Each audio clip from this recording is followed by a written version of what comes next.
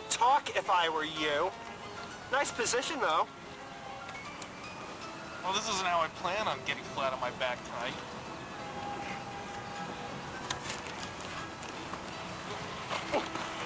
Look what I found. Empty, though. I have a confession, and you're probably going to be pretty mad when I tell you. I could never hate you. I mean... It's happening again.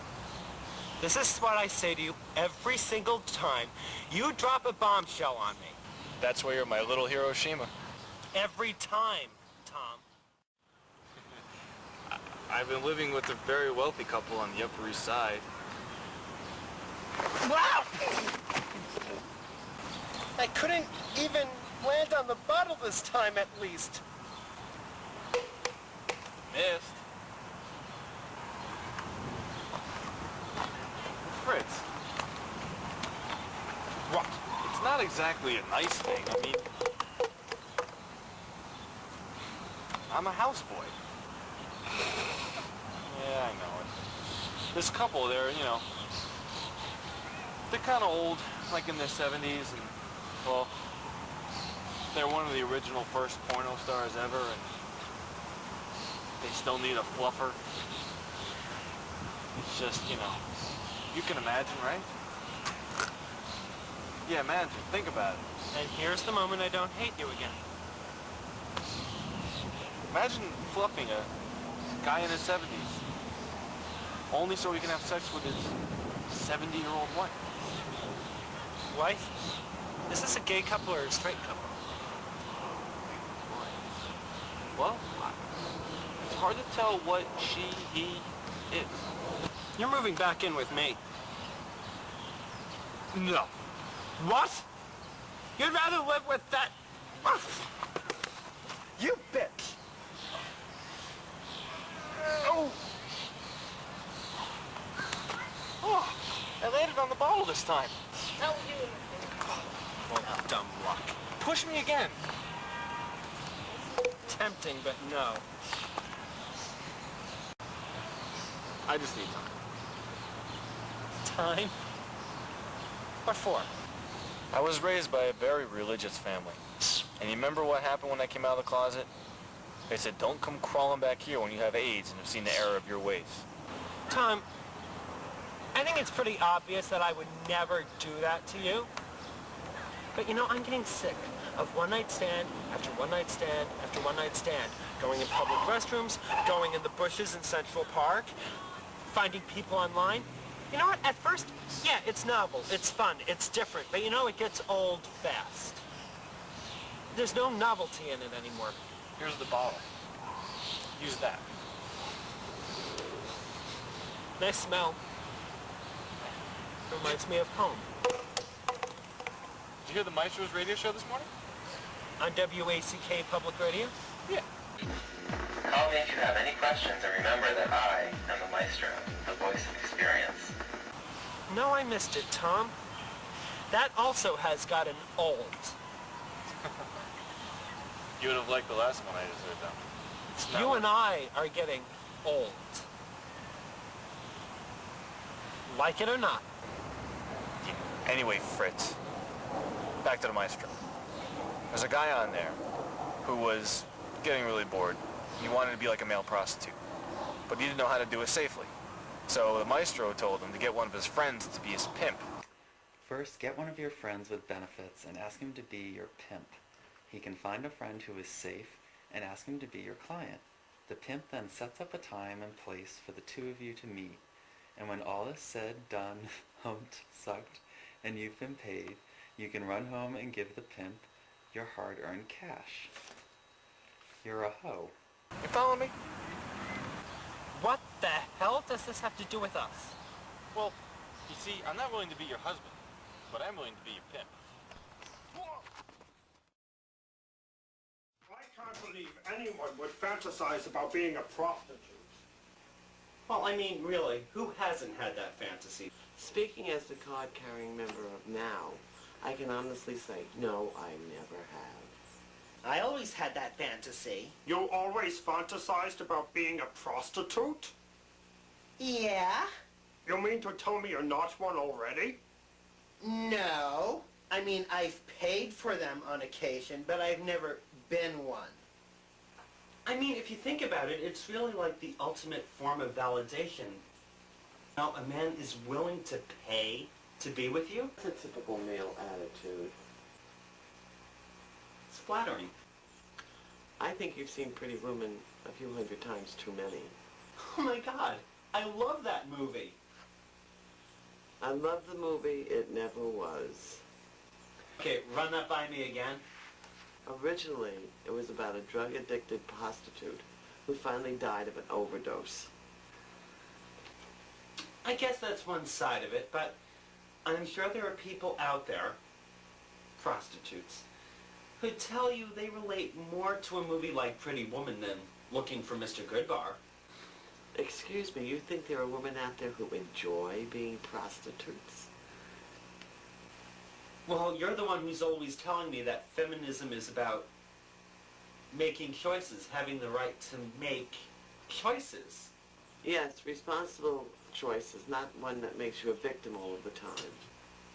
Yeah, there are a lot of horror stories out there, but I'm sure there are plenty of people who are happy with the choices they've made. And nobody's getting hurt, so how is it irresponsible? Oh, you think the girls out there with the pimps that beat them and rape them are happy with the choices that they made? When you have something that's victimless, like prostitution, and you illegalize it, essentially making it a victimless crime, it naturally brings in that criminal element.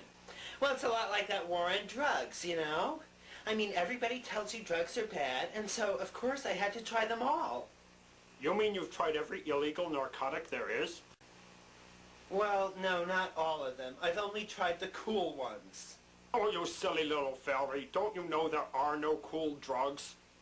Go in the other room, take a look at yourself in the mirror, Okie dokie. and ask yourself, is this the face of somebody who knows what cool is? I do that every morning. The best things in life are free, but you can give them to the birds and bees. I want money.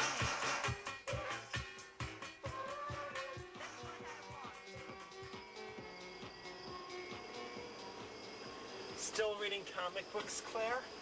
It's not a comic book, it's a graphic novel. Oh, whatever. I'm thinking of giving it to my son for his birthday. Oh, that's sweet. Actually, it's not that sweet, because I stole it out of his room the last time I visited him. Where are you going? Well, I'm meeting with a client. What? Where? Prospect Street. Now there is irony for you. Are you and Tom really going through this prostitution thing? Well, it's not exactly prostitution. I mean, we're just doing it for fun, for a lark, you know? It's more like a blind date. A blind date with a twist. So, no money's being exchanged for sex. Well, $5. That is so degrading. Oh, please. Everyone sells themselves for money in one way or another. I mean, some people work retail, some people are lawyers. Look at my grandfather. He made his living in the morally reprehensible business of pillaging companies to enrich himself, and yet he was respected. But a prostitute is vilified, demonized, despised, hated. You're not going to go on another tirade about how drugs should be legalized in this country, are you? I mean, there are people that risk their lives every day to keep that crap from getting into this country. People like my boyfriend. Okay, what have you done with the Claire that I've known and feared all these years? I mean, this is a completely different tune from the one you were singing a month ago when you were dating the drug czar. I've changed, Fritz. I've evolved. People do that. They broaden their horizons. Mm-hmm. They expand. Kind of like your gut. You know, you should really think of flattening that before you charge somebody $5 to sleep with you.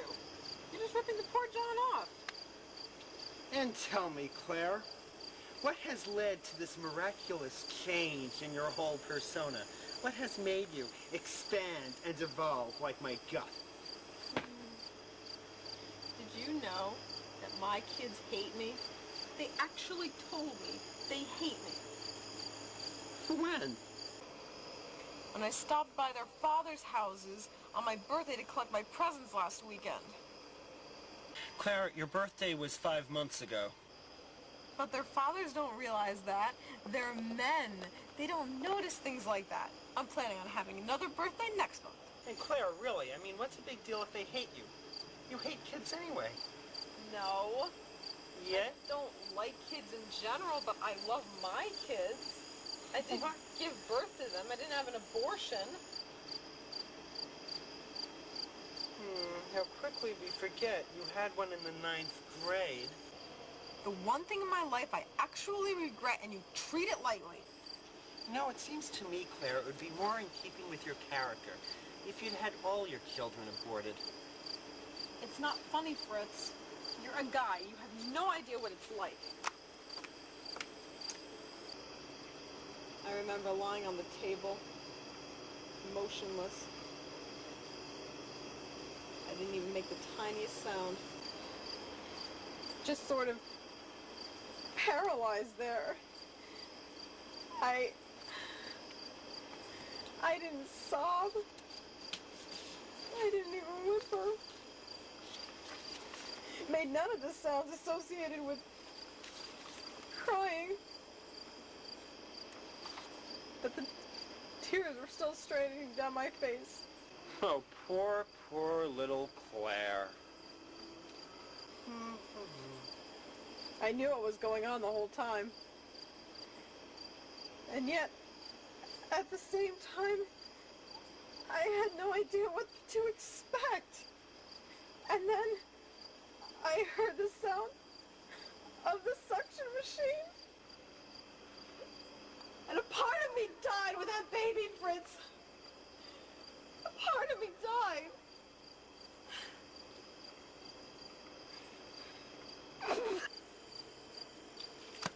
But you made the right decision for the time.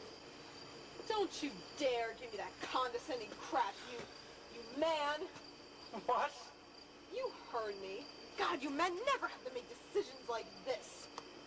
Yet you feel perfectly free to weigh in at the drop of a hat. Claire, Ow! I am gay. I'm one of the good ones. Damn it! Men are all the same. I hate them all. Even you.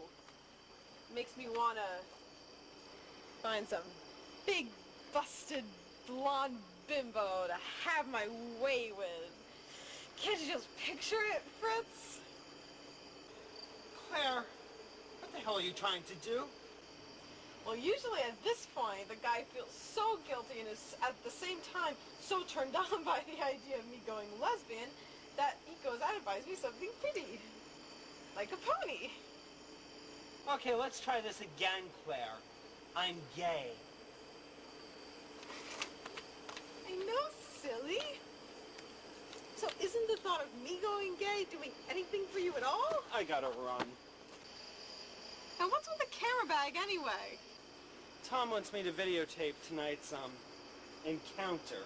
Just so he has proof that I didn't chicken out at the last minute. That is sick. Well, no, he's really getting into this fantasy, Claire. I mean, right now, he's even making a pimp stick. Just in case I chicken out.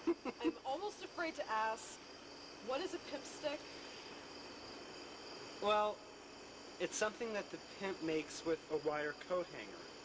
And when the hoe doesn't do what Mr. Pimp wants him to do, Mr. Pimp shoves the pimp stick up Mr. Hoe's. Ew, I don't want to hear any more of your perversions. I'm just gonna sit here, read my comic.